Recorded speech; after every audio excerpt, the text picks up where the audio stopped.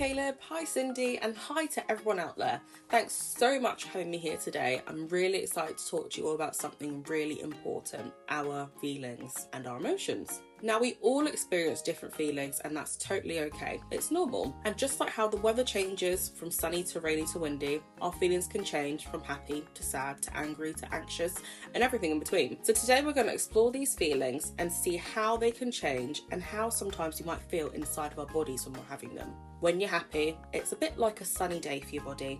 You might feel warm, you might feel light, and it's a bit like you're floating on a really fluffy cloud. Happiness can make everything seem bright and really cheerful, and you might feel happy when someone asks you if you want to join in with their game. On the other hand, when you're feeling sad, it's a bit like a rainy day, so you might feel really heavy, you might have a bit of a lump in your throat, and this might happen if someone said something unkind to you, or maybe if they said something unkind to one of your friends. Sadness can make things feel a bit gloomy.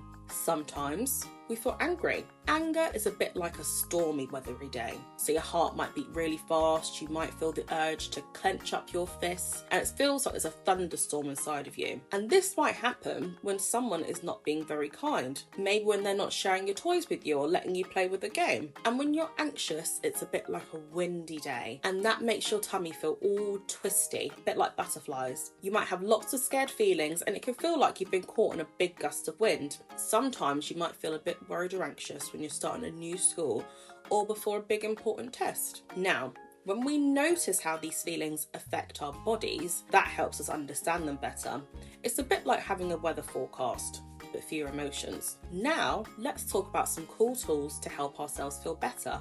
This is called regulating our emotions. I like to think of it as your personal weather kit for handling different feelings. One thing is deep breathing. Now, this is one of the best tools that you can use. To deep breathe, you breathe in slowly through your nose and then out through your mouth. So imagine you're breathing in the beautiful smells of a flower and then breathing out and blowing up a big balloon. This helps calm down your body and mind, just like how a gentle breeze can help clear the clouds away.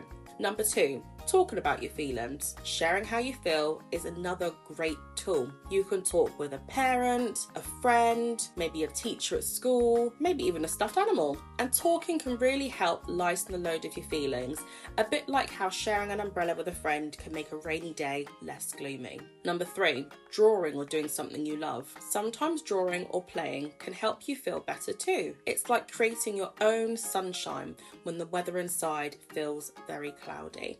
Now, let's talk about something called anxiety. Anxiety is like having a big, dark cloud of worries in your mind. It can make you feel nervous or scared, even when there's nothing to be afraid of. But guess what? You can use some of the same tools to manage those feelings of anxiety. Deep breathing, because it helps you feel more relaxed and it pushes those dark clouds away. Talking about your feelings, that can sometimes make your worries feel smaller and a little bit more manageable. And again, drawing or doing something you love. This can help you feel better, just like finding a cozy spot during a storm to shelter away from all that rain. Now, parents and caregivers and teachers can also help us too.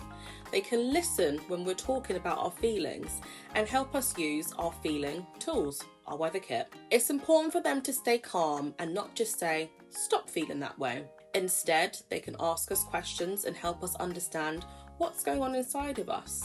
They can normalise these feelings and validate how we're feeling as well, making us feel good. Now, learning about our feelings is called emotional intelligence, and it's like learning how to read the weather and preparing for different kinds of days. When we understand our emotions better, we make smarter choices.